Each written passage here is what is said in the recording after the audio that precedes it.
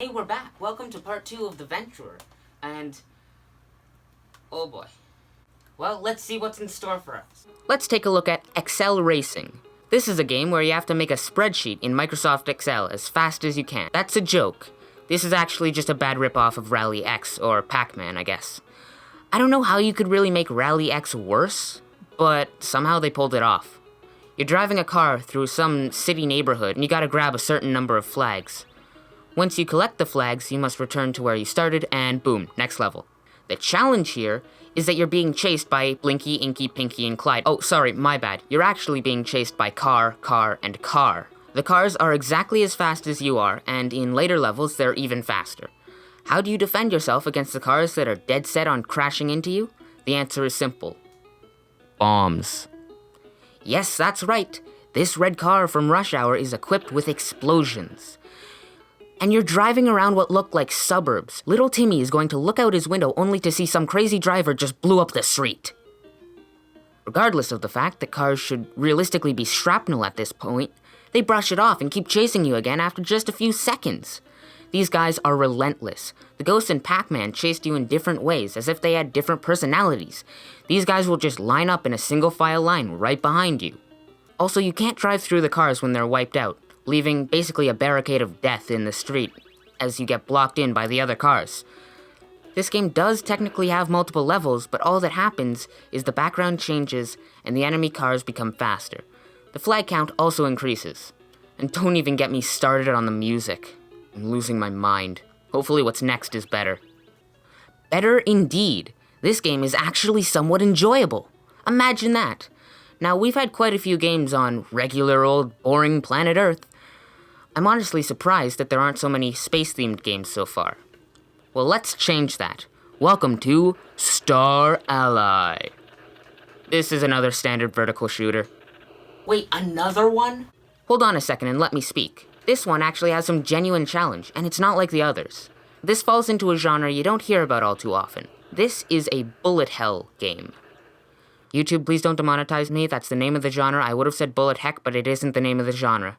There are lasers and death beams everywhere you look, and you must weave your way through the sea of bad stuff in order to, not get hit. This is actually a really fun concept, and it ensures you can't just hold down the shoot button to instantly win.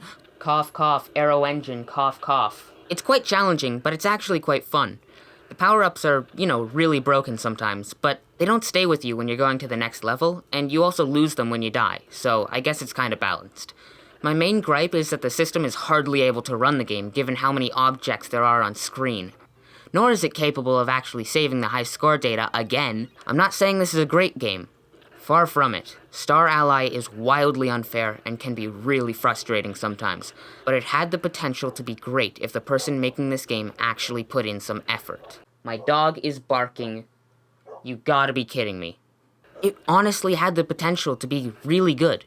And it certainly has its moments where you can catch a glimmer of good game design, but it just couldn't execute on the concept as well as it should have. If Star Ally was released on a more powerful system, with more thought and care put into it, it would probably be really fun, akin to Galaga Wars or Falcon Squadron. But those are mobile games, so take that as you will.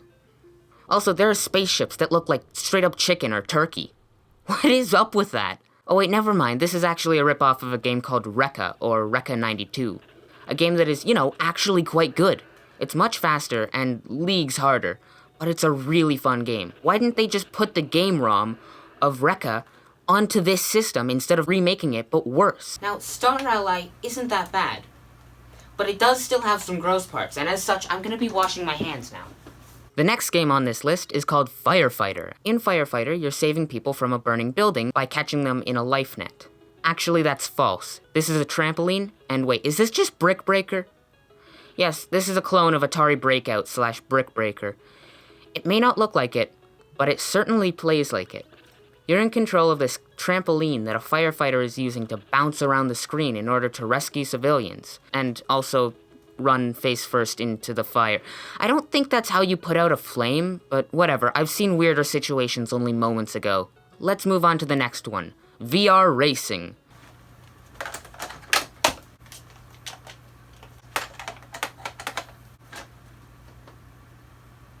It's not working.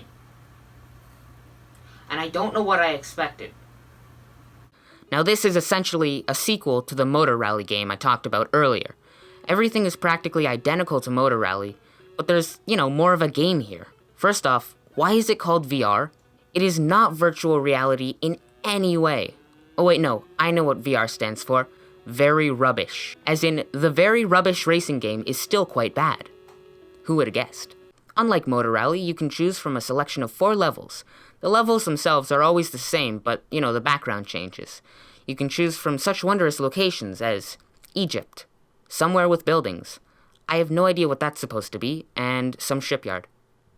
Personally, I like the shipyard level because it looks like a giant tsunami has picked up the boat and you're driving right to the shore just to get a heck of a lot of water up your nose. In this game, the road actually has bends in it, but it's horrible. You're automatically forced to the edge of the road, regardless of when or where you start turning. It's clunky and just annoying. Also, when you get close to the edge of the road, which the game forces you to, you lose all speed and have to wait until the road is straight again before you can move back to the center of the road to gain more speed. And the game is just glitchy, like Sonic 06 has nothing on this. The back tire of the bike dips down into the heads-up display, the max speed of the bike caps out at 160 kilometers an hour before the speedometer caps out, and I have no idea what happened to the road. Somehow they didn't screw up the road in Motor Rally, but everything just broke in the sequel, and trust me, this looked even worse in person. Another thing, these oil slicks do literally nothing, and you pass right over them as if they aren't there. One good thing is that they finally removed the stupid traffic barriers from Motor Rally. This game is just really bad, and I'd honestly rather play the black and white Game Boy release of F1 Race instead. At least then I wouldn't have to deal with purple-colored skies in the background. Next up, Elfland. This is a basic clone of Bubble Bobble, but there's like a color mechanic, which is kind of weird. You play as this elf baby demon thing. I genuinely don't know what it is. Maybe it's Casper the Ghost after a brand deal with Crayola. Regardless of what this thing is, there are 3 types of enemies. You have Blue Dude, Green Dude, and Orange Dude. You must jump into the cauldron of paint that corresponds to the color of your enemy. This will turn you that color. Then you just have to run into the enemy, and then run into their ghost? Wait, are we killing ghosts as well? What happens when you kill a ghost? How do you die twice? This raises tons of questions, the biggest one being what happened to the controls? There's so much input lag. The game is only difficult because I hit a button, and the game takes a full second before noticing, hey, I think a button was pressed. And once again, bad music strikes again. Next up, there's GP Race. Another racing game? No, actually, it's not. This is just a ripoff of a game called Road Fighter, developed by Konami. Road Fighter is an actually pretty fun game. It's a game I'm rather familiar with, and I enjoy it. But GP Race is just awful. The screen isn't long enough to see what's coming ahead, and you can't react when there are turns in the road. There are also these rocks on the road that hit you long before you can even react to them. The other cars actively ram into you, and the fuel cans pass by so fast it is impossible to react. I think the footage speaks for itself. This game is just bad. End of story. Number 14. Move Fun. That's the most bootleg Lost in Translation title I have seen in quite a while. This is literally just Bejeweled. If you don't know what Bejeweled is, it's identical to Candy Crush, except, it wasn't that bad because it was original. This is honestly just Bejeweled / Candy Crush. There's not much to say. There's not much to say about this. I'm laughing over the fact that they called it Move Fun. What? Okay, alright then. Next up is Push the Ball, and that is not a ball. It's most certainly a puck, because this is air hockey. You're in this weird bar place playing air hockey with a robot named Nurual? Do they mean neural, as in like neural network, because it's a robot? I don't know. This game controls awfully. The input delay is once again insanely bad, and the paddle takes forever to start moving. Once the paddle does actually start moving, it becomes very apparent that there's a momentum system in place. As the longer the paddle is moving, the faster it moves. This all comes together to make it near impossible to play the game. The music is also really awful, and tell me if you've heard this before. It's just a 10-second tune looping. Oh, Hi. hi. What are you doing? What? Later. Why? Okay, well, here you go. Thanks. You win after getting 15 goals on the opponent before they do. The thing is, if you somehow make it to the next level, the only way you beat the new opponent is if the game glitches out and forgets how collision works. Imagine having to break the laws of physics just to be able to beat your opponent in air hockey. Ha ha ha ha ha, I am invincible. I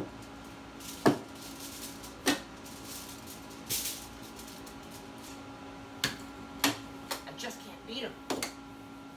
His skill is unmatched.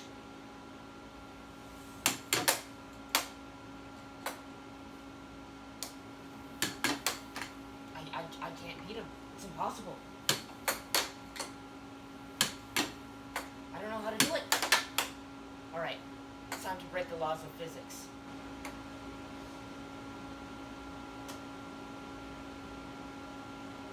Wait, no, that's not allowed. I don't know, but I guess we're playing by my rules now. Damn. You gotta be kidding me. Pretend that happened on the first try. You know what's even weirder?